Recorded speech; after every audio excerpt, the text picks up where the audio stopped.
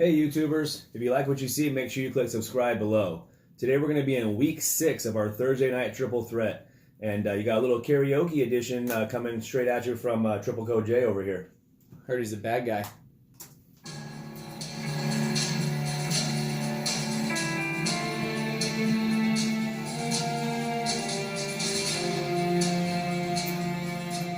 In a world where losing in your fantasy football league isn't an option, we present to you Triple Coverage Podcast. What? Don't you usually put the ESPN at the end?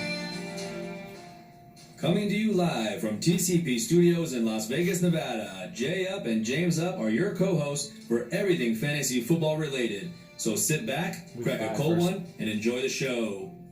Welcome to Triple Coverage Podcast. Welcome to week 6 of our Thursday night triple threat episode. We are going to review last week's week 5 game between the Rams and Seahawks. And then we'll preview Thursday night's game, tonight's game, with the Giants and Patriots, and there's going to be a little karaoke version of My Punishment in the middle. Bad guy. Yeah, little Billie Eilish. Just a bad dude. Which I thought was going to be super easy. I don't know why you did. You said that after week 1. You're like, you should do, when I lost week 1, you said you should do Billie Eilish, and I listened to the song, and I'm like, I don't even know how you would stay on beat, and then because she splits up the words a little bit, and then the beat changes like 14 times, it seems like. I don't know. I was like, this is definitely not what I would call easy. I thought it would be easy because she kind of like talks the words, yeah, not really like singing. It's still, it's weird. She's like mumbling. Right. Is that how you're gonna do it? It would be kind of easy. Is that how you're gonna do it? Yeah. I'm not gonna be able to understand what you're saying. No, you'll understand what I'm saying. All right. So I am your co-host, Triple Code J, on Twitter, and you can find James on Twitter as well at Triple Code James, I guess. Sorry, I should have. That was a weird sales pitch. Yeah. Sorry.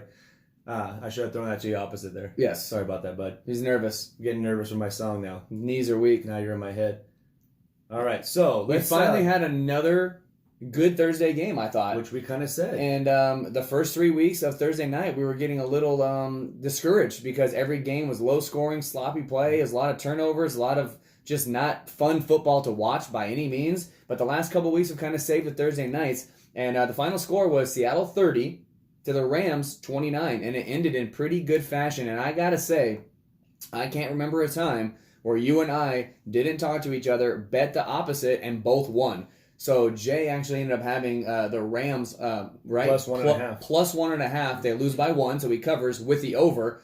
I had Seattle, and I took them on the money line because I don't know why. I never usually do this, but I saw that the line was 1.5, and I'm like, what are the chances that Seattle wins this game by 1? I'm like, that's kind of slow, whatever, chance, maybe 50-50 chance. I'm like, you know what? Let me see what the juice is. And the juice is only minus 125 instead of minus 110. If you're a gambling man, you know what that means. And I said, you know what? I'd rather lose the extra $5, I think it was, and parlay it. So I took Seattle money line in the over, and me and Jay both ended up winning. So I won. He won by a half a point, and I won by half a point the other way. Yeah, that missed 2-point conversion by Seattle was huge. Was huge, yeah, because if they make that, then I have to pray for overtime, and then I have to pray for the Rams to win, and then you obviously don't win. Not only that, but yeah, then the missed field goal by Greg Zuerlein, who kicks 44-yard field goals in his sleep. He misses that one, and that was the game right there. So as of right now, that could be Seattle should be 3-2, but they're 4-1 at the top of that division. Yeah, and now they get to play the Rams. I'm sorry, now they get to play the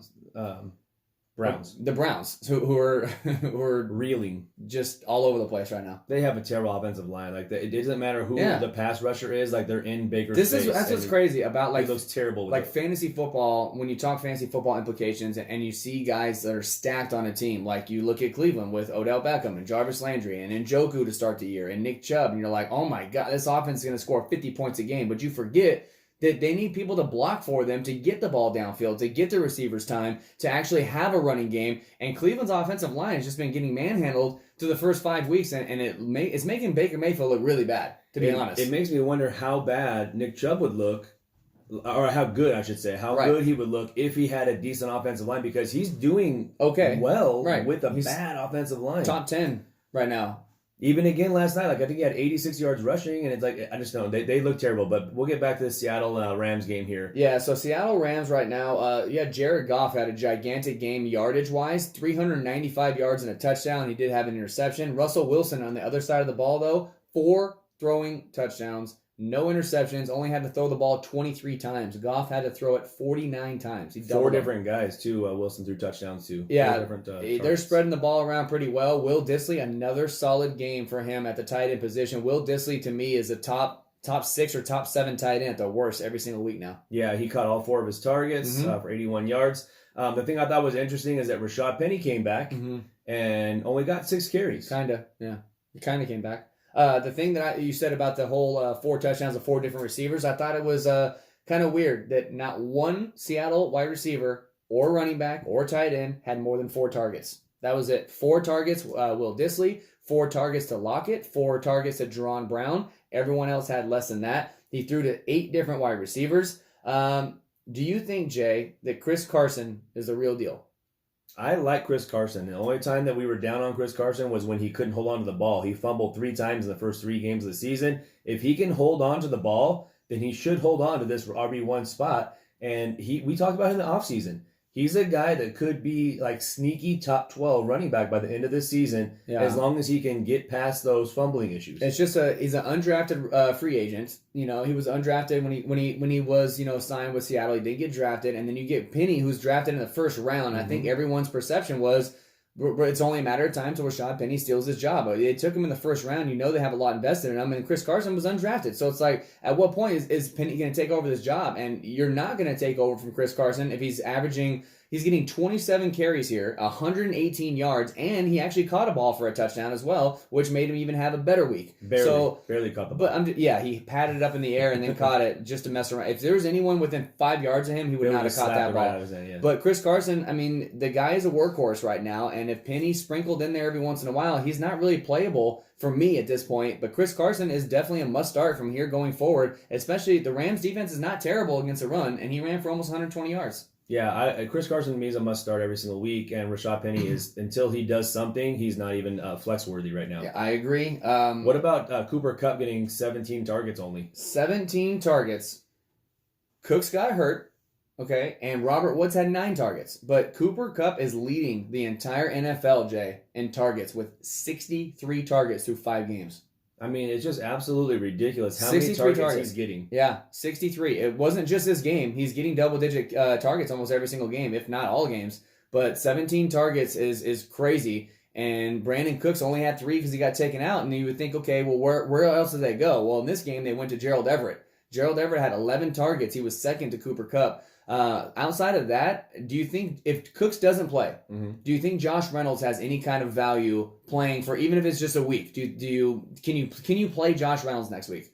He's definitely somebody I want to add. But he's playing San Francisco. I wouldn't play him against San Francisco, but he's definitely somebody that if you have roster space or if you have Brandon Cooks and you want to just have like almost not a handcuff, but like a backup just in case Cooks misses more than a week, I don't mind picking up Josh Reynolds. I just don't know if I like him in this spot against San Fran. Same thing with Everett. You pick up Everett, but I'm not sure if I love. And if you're a member of our Patreon, patreon.com/triple coverage podcast, you can see our sit and starts for this week. And one of those guys is Gerald Everett that we like moving forward as far as the season goes, but not this current week 6 against San Francisco. So just temper your expectations there. He's not going to get 136 yards ever again, I don't think. But if he's going to get anywhere near the 11 target shares that he got, I definitely like him moving forward. Yeah, to me, it's not so much that he got 136 yards and it's like, oh, now he's a must start. It's more that they obviously trust him because he got 11 targets. Like he got more than Robert Woods.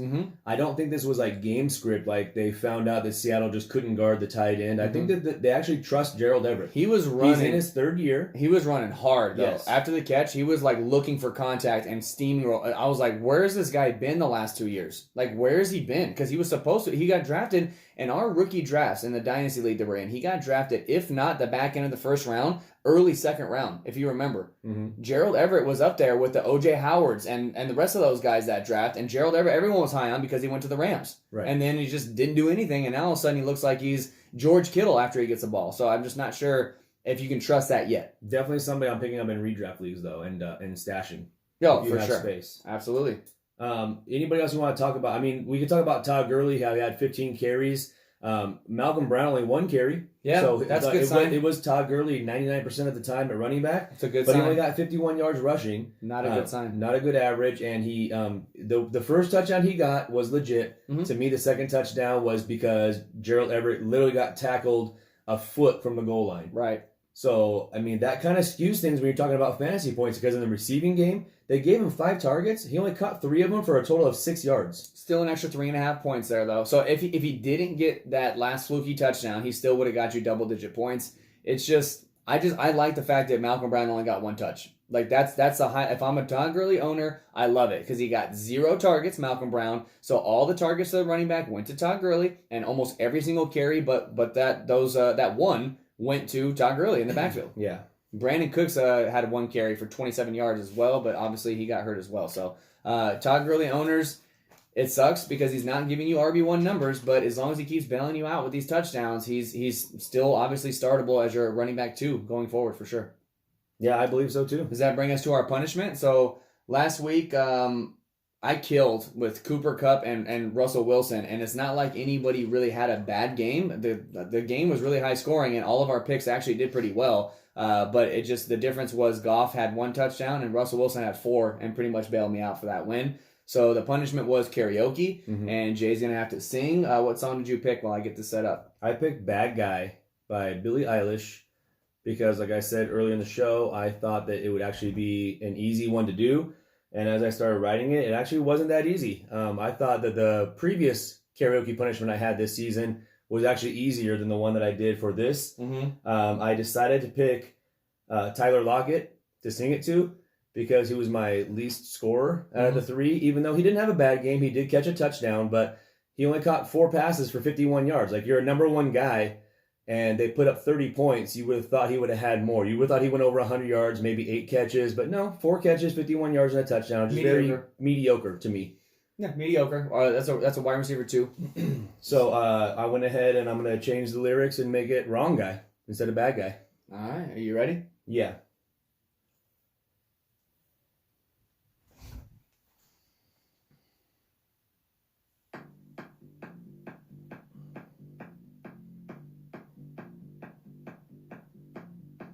It's a nice little build-up.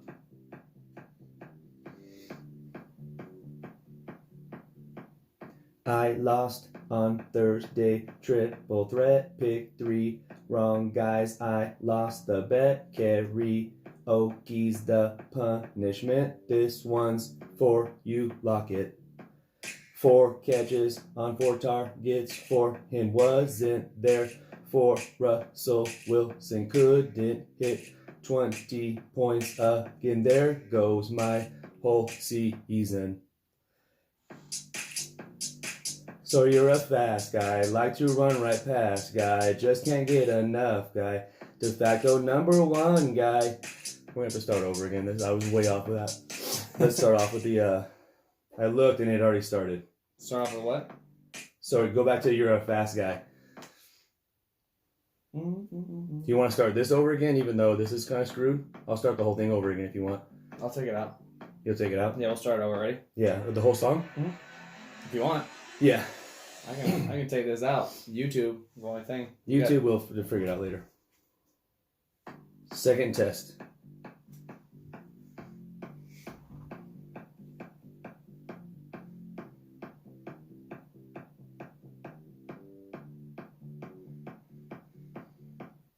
I lost on Thursday, triple threat, pick 3, wrong guys, I lost the bet, karaoke's the punishment, this one's for you, Lockett.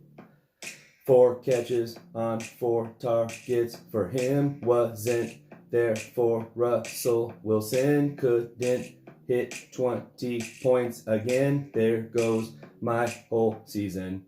So you're a fast guy, like to run right past guy, just can't get enough guy, de facto number 1 guy. You're that basic type, bring in another receiver type, draft another guy type, might be a number 2 type. You're the wrong guy. Duh.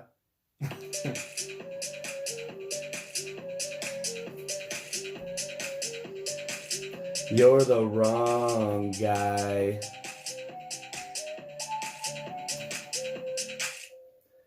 I'd like it if you took control, even if you know that you don't own it. They'll let you play the role, maybe a Super Bowl. Cooper Cup went off for James, and Gurley took 2 scores in, and he got all but 3 carries in that game. There was my downfall. So you're a fast guy, like to run right past guy, just can't get enough guy, de facto number 1 guy.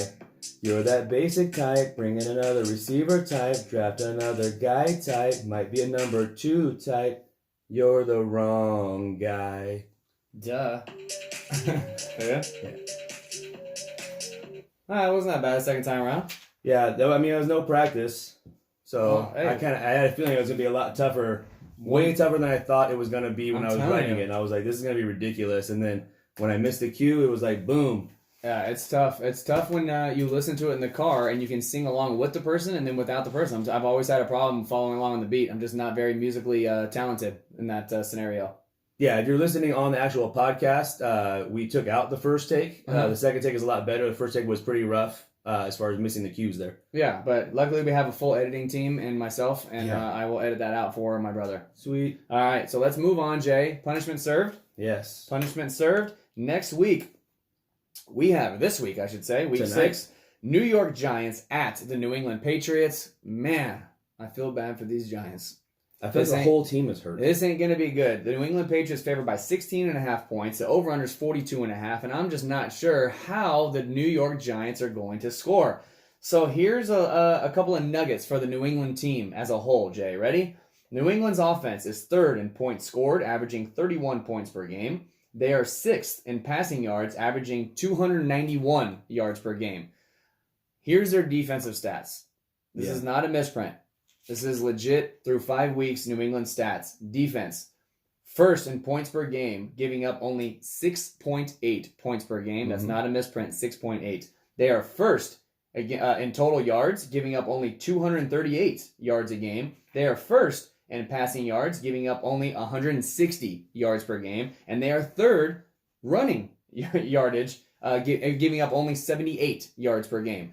You have no Saquon Barkley. You have no Gallman. You probably have no Evan Ingram. You have no Sterling Shepard. How in the world, Jay, the first question, how is the Giants going to score more than 7 points? If they do score 7.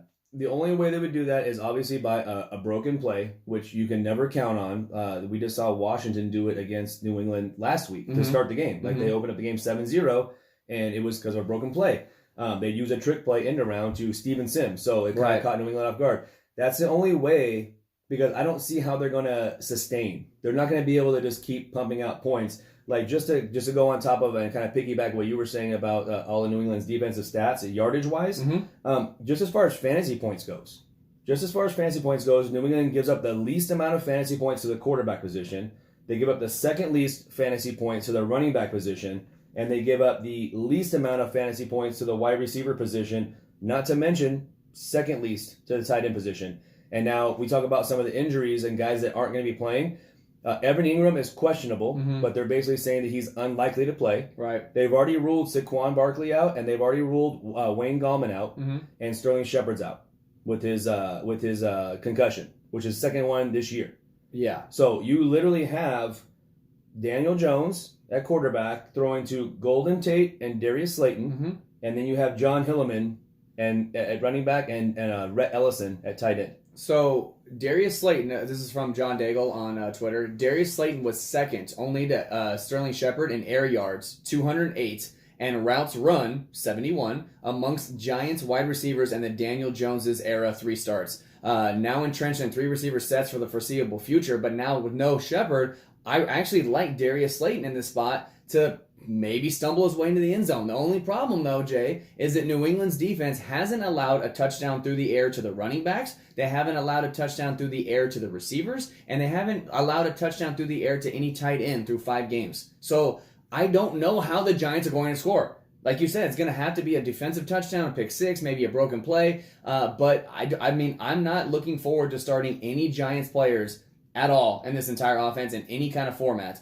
The other thing was Adam Levitan put out that Golden Tate's first game with the Giants, because he's only played one, he played 45 of 68 snaps. 38 of those were from the slot. He basically pushed Sterling Shepard out of where he's been for the first 4 weeks when he was killing it. He basically pushed him out to the side and said, okay, now Sterling Shepard's going to go out wide 36 of his 56 snaps. See, I don't understand that. Why if change you have that? a guy that's doing well in a spot and he's actually been putting up points and doing a majority of the work, why change that? So now that's just basically saying like Golden Tate, all he can play is a slot. Right, and that's not true because I've seen Golden Tate play the outside with the Detroit Lions. For years he did it, and he was fine. So I think that both those guys are interchangeable, and they should be moving him around a little bit more. But again, if Tate's going to play the slot and Slayton's going to play outside, who's going to be that third guy? I don't think it matters. I don't think Daniel Jones is going to be able to get the ball downfield. But again, the Giants have nothing to lose. And when the Giants' back's against a wall and it seems like they're not going to win, they have no chance or whatever, they usually string along a decent game. And I don't know how they're going to score. That's the only reason. But 2 questions. Will Daniel Jones throw for over 200 yards this game? Danny Dimes. You know what? I will say yes because I think it's going to be really, really ugly in the first half. And then I think that New England will have a comfortable enough lead to they'll put kind of a prevent defense and he'll just. I don't know if they do that. They're only giving up 160 yards through the air. So you think he's going to throw for over 200? Not by much over 200, but okay. I think there's going to be some garbage time in this game at the end of the game. And the second question I have is, which Patriots running back is going to be the guy this game? Is it going to be Sony Michel? Is it going to be James White? Is it going to be someone else we never even heard of before? Well, Burkhead is questionable. Right. He missed last week. It's got to be a Sony Michel game. It should be.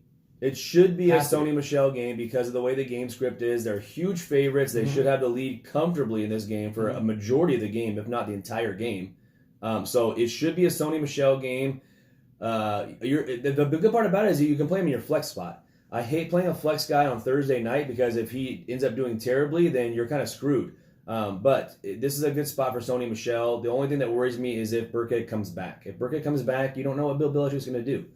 He uses Burkhead the same way he uses Michel. Well, I agree, but if you're Bill Belichick, when you kind of how you said last week against the Redskins, you're like, oh, he always stops the number one guy. He makes sure that he shuts him down and does anything possible to kind of give that guy a headache. Who is that guy on the Giants?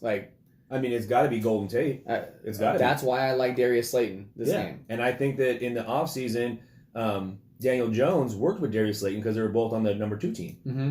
So I actually like Darius. If I had to play one guy on this entire team for the Giants, it would be Darius Slayton. I'm not starting Daniel Jones in any aspect. There's no way. But somehow you have to hope that the Giants keep this game semi-close. I just don't see how they're going to do that. So I hate taking a team that's almost favored by 17 points when the over-under is only 42 and a half. But in this scenario, I don't know how you don't bet New England Patriots and under. Unless you think the New England Patriots are going to score 38 by themselves, and that's possible. It could push it over. I probably won't bet the over-under in this game. I'll probably just take New England on the side. I probably won't bet the over-under. Okay.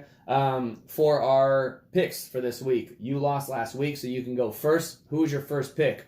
Daniel Jones? No, you'd think that. No, think that, but I actually went Tom Brady on this in the first pick. I want to make sure I secured the guy that's going to have the lead, hopefully. Okay, so you Jay Brady, so I'm up for 2. I'll take Julian Edelman and Sony Michel. And then I came back with Josh Gordon and James White. Which left me with Danny Dimes because there's no other option. Otherwise, I would take Eli Manning on the bench if that was an option. So about the backup, you could take the backup for New England if you wanted to. Maybe they get a huge lead and the backup comes in and throws something. I mean, I think they're going to be close in points, but I'll go with a starter just in case. Do I get Jones and Eli if Jones gets pulled? Or just Jones? You get Jones and Eli if Jones gets pulled. All right, cool. I feel a lot more better. So I feel better about 4 that. guys now. So for James, Julian Edelman, Sony Michel, Daniel Jones, and Eli Manning. For Jay, Tom Brady, Josh Gordon, James White, all New England Patriots, favored by 48 points. So Jay, let's see what I'm going to have to do next week. You want to spend it since you lost, or you want me to? Did you take the chocolate ones off? No, but if it lands on it, we're not doing it. Okay, go ahead. You can spin it.